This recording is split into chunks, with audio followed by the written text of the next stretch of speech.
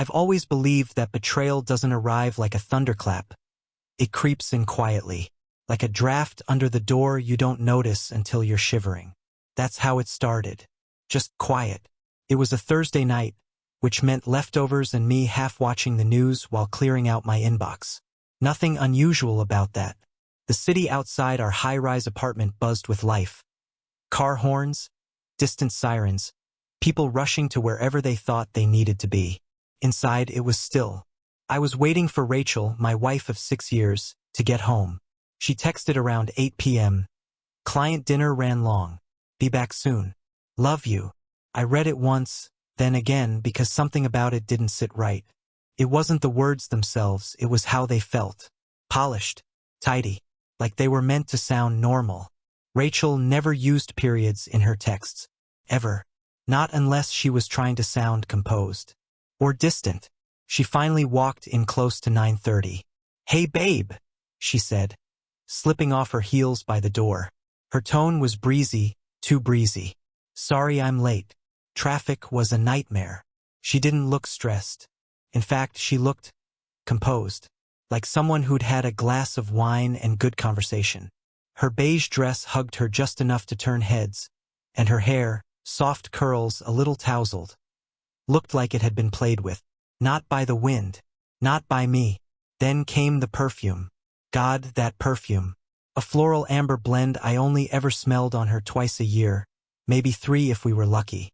The kind of scent you saved for expensive dinners or hotel rooms you booked in advance. I didn't say anything, just watched her float through the living room like everything was fine. She headed toward the kitchen, pausing when she saw the wine glass on the table. "Did you have a drink?" she asked, like she was reading a line in a script. I shook my head. "Nah, just water." She didn't respond, just stood there for a moment, staring at the glass. Then she picked it up, dumped what was left down the sink, and started rinsing it. Too quickly, too efficiently, like it was part of the cleanup, not a mistake she had to cover. "You hungry?" I asked. "Nah, ate with the team. Sushi." She smiled at me over her shoulder. "You okay?" "Fine." It wasn't a lie, but it wasn't the truth either. I wasn't angry. Not yet. What I felt was harder to define. Something slow, spreading. Like watching a storm form on the horizon and knowing you forgot to close the windows. She left the glass on the drying rack and walked back through the living room toward the bedroom. I caught another whiff of her perfume as she passed me, and under it, faint, but there was something else. A different cologne. Subtle, woody, unfamiliar. Expensive, maybe, not Dr. store. And that's when I saw it. The couch blanket, usually folded neatly over the armrest, was bunched up, slightly pulled down. Not messy, but off. Like someone had sat beneath it. 2 cushions sunk in side by side. Not directly next to each other, but not far enough apart to be accidental. One seat was deeper, like someone heavier had leaned into it. She didn't notice my eyes flick over the furniture, or if she did, she didn't care. She disappeared into the bathroom without another word, the door clicking shut behind her. I heard the shower start a minute later. I didn't move, didn't speak. I just stood there in our living room, staring at the impressions on the couch and the empty wine glass she tried to erase. Everything looked normal, but that was the thing. I knew our normal. This wasn't it. I sat down slowly, letting my fingers trace the fabric where she just walked by. The air still carried that scent, hers and someone else's. It clung to the upholstery like a ghost, and I found myself holding my breath, as if exhaling too hard might confirm what I didn't want to believe. I wasn't the jealous type. At least I didn't used to be. Rachel and I had always given each other space. Separate interests, separate routines. We didn't check each other's phones or track each other's calendars. Trust was something we built like furniture. Solid, practical, meant to last. But suddenly, I realized I didn't recognize the architecture anymore. The cracks were there. Not gaping, not obvious. Just subtle shifts. A chair leg a little loose, a screw missing in the bed frame. You don't notice until the whole thing starts to wobble beneath you. I thought back over the last couple months. The weekend trips she'd taken for conferences. The new gym bag she kept in her car. Her laptop password, changed 2 weeks ago. Just a security thing for work, she'd said with a smile. Her phone always face down now, even when we were just watching TV. Maybe I'd been too tired to notice, too trusting. Or maybe I'd noticed everything but refused to connect the dots. I stood and walked over to the window. From up here, the city looked like a circuit board, lit up and humming with energy. I used to think it was beautiful. Now it felt distant, artificial. The water shut off in the bathroom. A few minutes later, she emerged in one of her oversized sleep shirts, drying her hair with a towel. She smiled again. "You staying up?" "Probably not. Long day." She nodded and walked past me into the bedroom. I followed her a few seconds later but stopped at the doorway. She was already in bed, eyes on her phone, scrolling through something with an expression I couldn't read. I lay down next to her but didn't reach for her. I didn't say goodnight. Neither did she. The silence settled between us, thick and undeniable. And still, that scent lingered. Not just the perfume or the unfamiliar cologne, but something else. The scent of change. Of something ending before I'd even been told it had ***N. And that's when it happened. No explosion. No fight. Just a quiet moment of realization sitting beside a woman I no longer fully knew. Something in me shifted. Subtle, silent, permanent. I didn't know what would come next. But I knew one thing for certain: I wasn't going to look away anymore. I didn't sleep that night. I lay in bed next to Rachel, staring at the ceiling, counting the shadows that shifted with every passing car on the street below. She was turned away from me, her breathing slow, steady, peaceful, like someone who had nothing to hide, or someone who was good at pretending. My mind, though, mine was racing. Every blink felt like a frame in a film reel I hadn't realized was being **T behind my back. Each memory that surfaced was a dot, and for the first time, they were starting to connect. It had started slowly, like all unravelings do. 3 months ago, Rachel had mentioned a new project, client-facing, lots of travel, which sounded legitimate at the time. She'd been angling for a promotion, and I wanted to be supportive. So when she said she'd be heading to Charlotte for a few days, I didn't blink. Then it was Nashville. Then Birmingham. Each time a little more last minute, a little more vague. "I'll send you the itinerary when I get it," she'd say. But it never came. And I never pressed. I wanted to trust her. God, I wanted to. One night she left her suitcase in the foyer, said she was too tired to unpack.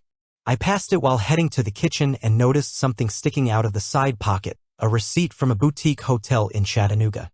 Room service for 2. Wine, steak, and some dessert with a French name I couldn't pronounce. I told myself it didn't mean anything. Maybe she ordered extra. Maybe she'd had a colleague over to review files.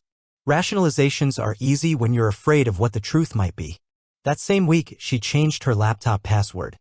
It's a company-wide update, she'd told me, not looking up from her phone. Except I knew her company. I'd helped her rehearse for their last board meeting. She worked in internal ops. Nothing remotely classified. I asked about it once, casually. She brushed it off, kissed me on the cheek, and said, "You're getting paranoid, babe. Maybe lay off the crime podcasts." I laughed with her then, but my chest was tight. She'd also started carrying around a different charger, one that didn't match either of our phones. I asked about that too. "Oh," she said, glancing at the cord. "It's for the work phone they issued me. I keep forgetting to tell you. But I never saw the work phone. Not once." The worst part? I still didn't want to believe it. That's what hit me hardest as I lay there next to her, the slow realization that I had already seen everything I needed to see. It wasn't that she was getting better at hiding. It was that I had been giving her cover, handing her alibis because the alternative was too painful. Like the night she claimed to be staying late for a team dinner and I found a men's body wash in our bathroom the next morning. She laughed when I brought it up, said it was probably left over from her brother's last visit. Her brother hadn't been over in 3 months, and I knew it. I said nothing. Then there was the call 2 weeks ago. I walked into the room just as she lowered her voice, whispering something urgent.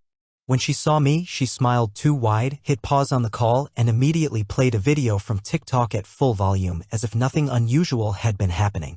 "Just a dumb ad," she said. "You know how they autoplay now." She never used TikTok. I remember standing in that moment, phone in hand, grocery list half finished, and thinking that was weird. But I let it go. Again. Now in the dark, that moment replayed with perfect clarity, and I saw it for what it was, a smokescreen. I turned over to look at her. Her back was still to me, the soft outline of her shoulder visible beneath the thin cotton of her sleep shirt. I used to watch her sleep and feel comfort. Now, I watched her sleep and wondered where she'd been and who she had been with. I rose quietly from the bed, careful not to disturb her. I padded into the hallway into the kitchen where the smell of that damn cologne still faintly hung in the air. It clung to the couch, to the wine glass she'd rinsed too quickly, to the silence she left in her wake. I opened a notebook from the drawer where we kept bills and warranty cards. I flipped to a blank page and wrote the date, October 14th. Then I wrote what I knew. Rachel arrived home at 9:30 p.m. Wore perfume she reserves for special occasions. Half-full glass of wine on the table unaccounted for. Impressions on the couch, 2 distinct seat patterns. Scent of unfamiliar cologne in the room. Showered immediately upon returning home. No eye contact. No explanation. I closed the notebook and stared at the list. On paper, it looked ridiculous. Innocuous even. If someone else showed this to me, I'd probably shrug and say maybe she just had a long day. But I'd been living in this apartment. In this marriage. I knew what the normal used to be. And this? This wasn't it. Back in the bedroom, I sat on the edge of the bed. Rachel stirred but didn't wake. I stared at her, trying to find the woman I married 6 years ago. The woman who used to dance barefoot in the kitchen, who left notes in my gym bag when I had a big presentation, who once cried during a Pixar movie and claimed it was just allergies. But that version of her had gone quiet. Slipped beneath the surface. There was a distance now, measurable, heavy. And it wasn't just about another man. It was about how easily she had moved into this new routine, how confident she was that I wouldn't ask questions. That I wouldn't notice. And maybe that's what hurt the most. Not that she might have cheated, but that she believed I wouldn't even look for the signs. That I was too trusting, too passive, too comfortable. She wasn't slipping up. She was betting on me not watching. And until now, she was right. I didn't sleep at all. Just watched the sky grow lighter, the deep blues of night turning into a gray Atlanta morning. When Rachel's alarm buzzed at 6:30, she groaned softly and rolled toward me. Morning, she mumbled, rubbing her eyes. You look tired. Didn't sleep much, I said. No effort to explain. She nodded, already halfway to the bathroom. The door clicked shut behind her. I stood and walked over to the window. Traffic was already picking up, buses, horns, life moving forward. My coffee was cold by the time I sat at the kitchen table with my notebook again. Another date. October 15th. Underneath it I wrote, it's not suspicion anymore. It's recognition. And I underlined it twice. A few days later, the opportunity came, not planned, not forced. Just timed. Life always provides the moment if you're quiet enough to see it. It was a Tuesday. Rachel thought I had a client meeting across town, but the call was canceled last minute. I didn't tell her. Instead, I drove home and parked 3 blocks away. Walked the rest. No reason. Just instinct. I entered the building quietly, tapping in the door code without a sound. Our apartment door was closed. Locked, of course. But I had the key. I slid it in and turned it slowly, careful not to let the latch click loud enough to echo. The silence behind that door felt heavy. Then I heard it. Rachel's voice. Soft. Low. An asterisk, mate. She laughed in a way I hadn't heard in months, free and familiar, like the version of her I used to know. Except now it was aimed at someone else. A man's voice followed. Calm. Confident. Not whispering, not rushed. They weren't worried. They didn't think anyone could hear. Or that anyone would be home. I took 1 step down the hall and froze beside the bedroom door, left just slightly ajar. Just enough to let the words bleed through. You always say that, she said. But I know you don't mean it. I mean every word, he replied, his voice warm, in asterisk, mate. Even the part about leaving the city? A pause. Then even that. I don't remember breathing. Just standing there, listening. The light from the hallway spilled faintly into the bedroom. I could see the edge of the nightstand. Her black cardigan tossed over the foot of the bed. I didn't open the door further. I didn't storm in. I pulled out my phone and recorded the audio. No video, just sound. Words. Enough. I didn't know what I'd do with it. I only knew I had to do something. Something more than just watching. I backed away from the door like it was wired with trip alarms. My heart wasn't racing. It was too slow, too heavy. Like it had realized something my brain hadn't caught up to yet. I slipped out the front door just as quietly as I'd come in. Down the hall. Down the elevator. Into the gray morning light. Outside, I sat in my car and stared at the dashboard for a full 5 minutes. My hands didn't shake. They just sat there, calm still. Like they belonged to someone else. I didn't cry. I didn't yell. I just pressed play. Her voice again. His laugh. The flotation. The easy comfort of people who had done this before. This wasn't a first-time thing. This was practiced. Familiar. Routine. Back home that night, Rachel was already there. She wore leggings and a t-shirt, hair up, barefoot. The picture of domesticity. If I hadn't known, I think it was just another Tuesday. How was the client? She asked. Didn't show, I replied, taking off my shoes. She nodded, not pressing. Later that night, she reached for me in bed, just her fingers brushing mine under the covers. I let them touch. Let her believe everything was still as it had been. But in my head, something had changed. I began to catalog everything. I pulled up our doorbell camera history. Not just from that day, but from the last month. Every time she said she'd be home late, every file drop-off by a coworker, every weekend she said she ran out for errands. There it was. 3 weeks ago Saturday night. She told me she was meeting a client at a downtown restaurant for a quick dinner. Her outfit hadn't matched the story. Too casual for a professional dinner, too effortful for a solo night. I checked the footage. 8:04 p.m. A man entered the building.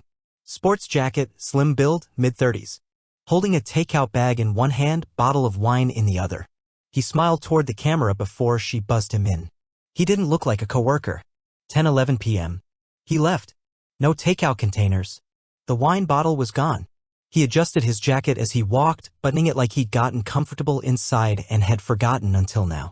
His smile was gone. He didn't look back at the camera. I copied the clip and saved it to a new folder on my laptop. I titled it October 2nd, Delivery. It joined the notebook entries, the audio recording, the screenshot of her changed laptop password, the travel receipts. Everything went into a folder. No label, no drama. Just a date and time. I didn't write it with anger. I didn't save them with vengeance. This wasn't about emotion anymore. It was about preparation. The hardest part wasn't what I saw, it was what I realized in between. That she didn't just cheat. She didn't just lie. She built a system around it. She adjusted our routines, her language, her expressions. She left just enough affection to keep me unsure. Just enough normalcy to keep the suspicion from boiling over. It was subtle, polished, almost impressive. And somewhere along the way, I stopped asking questions. Because it's easier to believe someone loves you than to admit they don't respect you.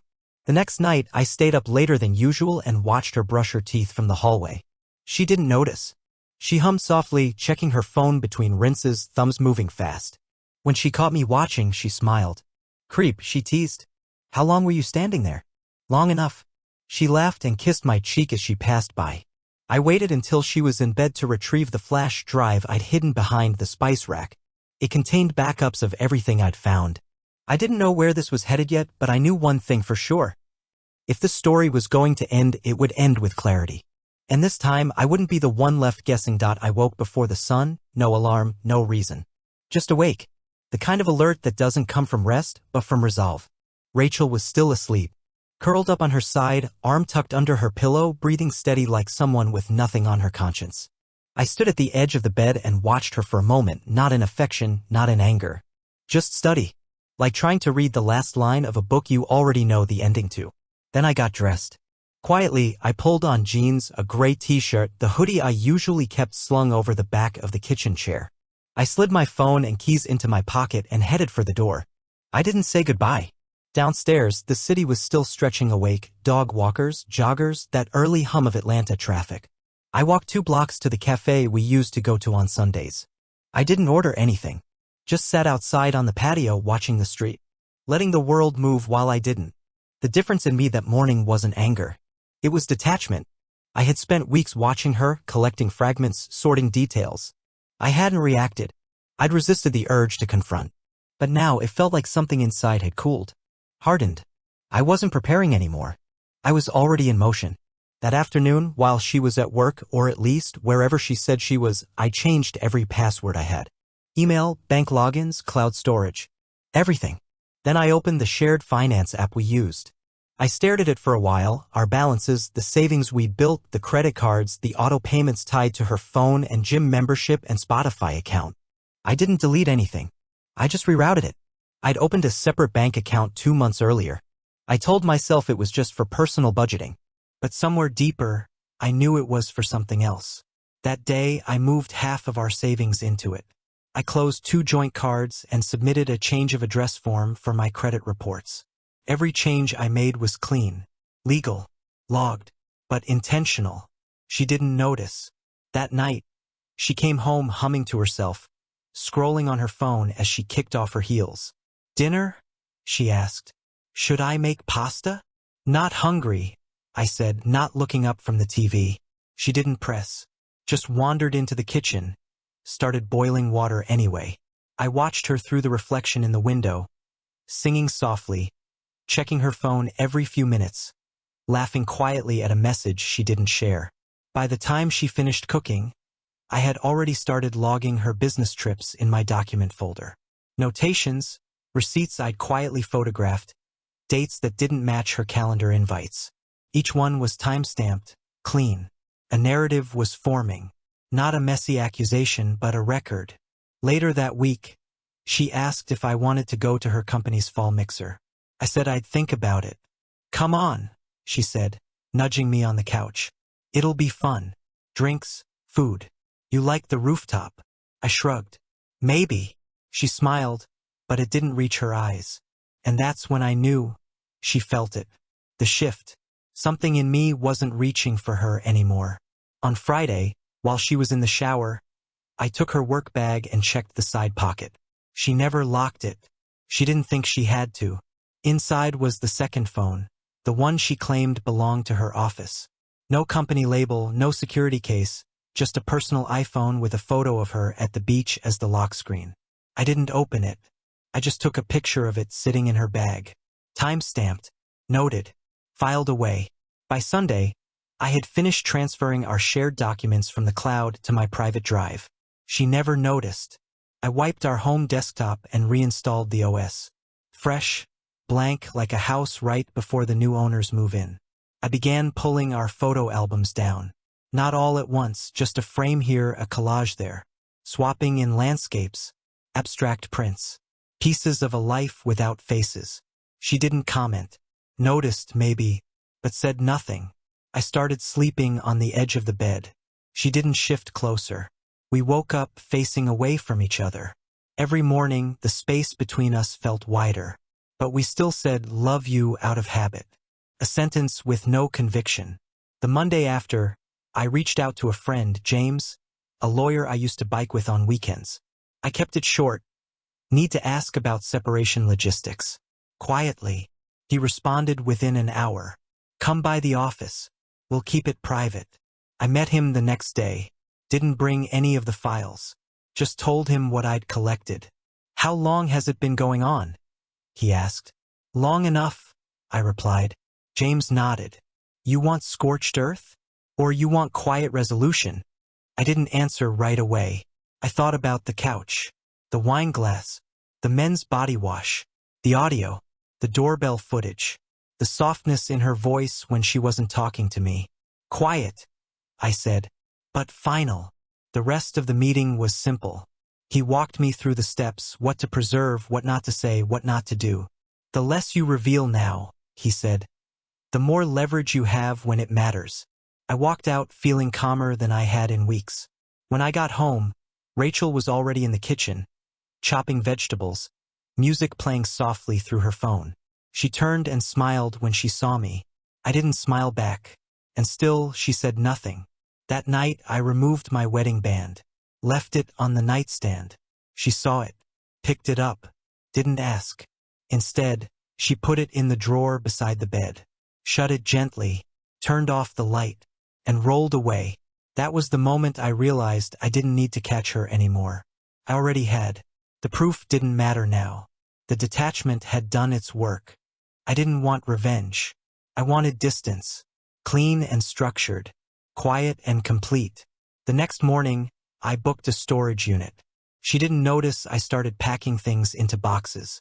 She noticed first through the silence. Started small. A missed good morning. No goodbye kiss. Then it stretched into full days where I said nothing unnecessary. I answered questions with single syllables. My phone stayed face down. My eyes never lingered. I became background noise in our apartment, present, but not participating. Rachel tried to ignore it at first. Tried to fill the void with words, stories from work, weekend plans we both knew weren't happening. But she was talking to herself. The first real crack came on a Thursday morning. I changed the joint account password the night before. Quietly, deliberately. It wasn't about hiding money, it was about removing access. Control. The illusion of safety. She stood by the coffee machine, phone in hand, a crease between her eyebrows. "Hey, is the bank app down for you?" "No," I said, stirring my coffee. She looked up. "It says the password's wrong. Must be a glitch." She opened her mouth like she wanted to question that, then closed it again. I left without another word. By Friday, I had removed her permissions from our shared drive. The one we used for bills, household records, her vacation photos, our lease documents. All gone. Not deleted, just moved. Archived into a private folder. The only file left was a folder named after her. Inside, *TS, date-stamped receipts, 2 audio clips, and a brief log of each event. No labels. Just data. She called me that afternoon while I was at work. I let it ring out. She texted next. "Hey, did you move stuff in the drive?" Then, "Did I do something?" Then, 15 minutes later. "We need to talk." I didn't reply. I stayed late at the office that night. When I got home, she was waiting at the kitchen table, eyes red, her laptop open in front of her. She looked up when I walked in. "Matt." I nodded but didn't stop walking. "Matt," she said again, sharper this time. "What's going on?" "Nothing new," I said. She stood up, arms crossed. "What does that mean?" I didn't answer. Just walked past her and into the bedroom. The next morning, she tried logging into the bank again. This time, she asked directly. "Did you change the password?" "Yes." "Why?" "Because I wanted to." Her face twisted in confusion, hurt, frustration. "That's not how we do things." I looked at her then. Really looked. "It is now." She didn't speak. Just stared at me like she was trying to recognize a language she used to understand. That weekend, she called 2 of her friends. I overheard her on the balcony, pacing barefoot, voice trembling. "I don't know what happened," she whispered. "He's different. Cold. He's shutting me out." A pause. "No, I don't think he knows." "I mean, if he did, wouldn't he say something?" Another pause. "No, he hasn't confronted me. He hasn't said anything." She was right. I hadn't. Because I didn't need to. That night, she tried to reach for me in bed. I turned away. She lay there, silent, breathing shallow and uneven. I could feel her watching me in the dark like she was trying to summon a version of me that no longer existed. By Monday, her panic was visible. She texted me 3 times during the day. Called twice. Left a voicemail I didn't listen to. That evening, she drove to my office. I watched her through the glass lobby doors as she stood by the reception desk, phone to her ear. Then I turned away before she could spot me. The receptionist called up 10 minutes later. "There's a Rachel here to see you. Tell her I'm in a meeting." She waited 20 more minutes before leaving. That night, she didn't speak to me. She just sat on the edge of the couch, scrolling through her phone, her lips pressed together like she was holding something inside. The silence between us had stopped being passive. It was active now, loud in its stillness. The next day, her work account was suspended. I had sent a formal packet to her company's internal compliance email. No accusations. Just facts. Organized files. Cross-referenced dates. Expense reports compared to hotel stays. Sick leave calendar entries matched against GPS logs pulled from our shared app history before she realized I had archived them. I didn't send it out of spite. I sent it because she once told me her company had a strict conduct clause. One she helped write. The HR director responded with a 1-line acknowledgement, "We'll take this under review." By Wednesday, her office badge no longer worked. She found out the moment she tried to enter the building. I only knew because she texted me from the parking lot. "You did this, didn't you? You sent them something. I don't understand what you're doing." I didn't reply. I didn't need to explain anything. This wasn't revenge. This was consequence. Thursday, she tried calling friends. At least 6 of them. I saw the names on her call log later. All of them went unanswered except one. Jenna. Her coworker. They were close. Jenna replied with 1 sentence. "I can't cover for you anymore." Rachel stared at the message for a long time. I saw her thumb hover over the screen, shaking slightly before she locked the phone and set it face down on the table. That night, she didn't cook, didn't clean, just sat on the couch with her arms wrapped around herself like a life vest. When I got up to refill my water, she finally spoke. "Matt," she said quietly, "can we talk?" I turned to her. She looked so small, like someone who'd been left outside too long in the cold. "Sure," I said. She opened her mouth, closed it, tried again. "I don't know what's happening. I feel like I'm slipping. I made mistakes, I know that. But this feels like you're erasing me. I didn't argue. She kept going. Just tell me. Please. If I hurt you, if you found something, I'll explain. I'll own it. But don't freeze me out like this. I looked at her for a long moment. You didn't hurt me, I said. You ended us. Quietly. Over time. I just finally caught up. Her lips parted, but no sound came out. I set my glass on the counter and walked into the bedroom. Closed the door. She didn't follow. The next morning, I woke up to the sound of the front door closing. I waited 5 minutes, then checked the hallway camera feed on my phone. Rachel. Duffel bag slung over one shoulder. Her posture collapsed in on itself. No ride waiting. No destination entered. She just walked. I returned home 2 days after she left. I wasn't in a rush. I knew she'd be back eventually, hoping something had reset. But when I walked into the apartment, I felt the stillness instantly. She had been there. The scent of her perfume lingered faintly, like the echo of a memory. But the place was empty. Not physically, her things were still scattered where she left them. But emotionally, it was stripped bare. On the bed was something new. A single framed sheet of paper, centered like a display. At the top was a quote she had once written in a joking email to me years ago. If I ever cheat, at least I'll be subtle about it. Beneath it, in my handwriting, you weren't.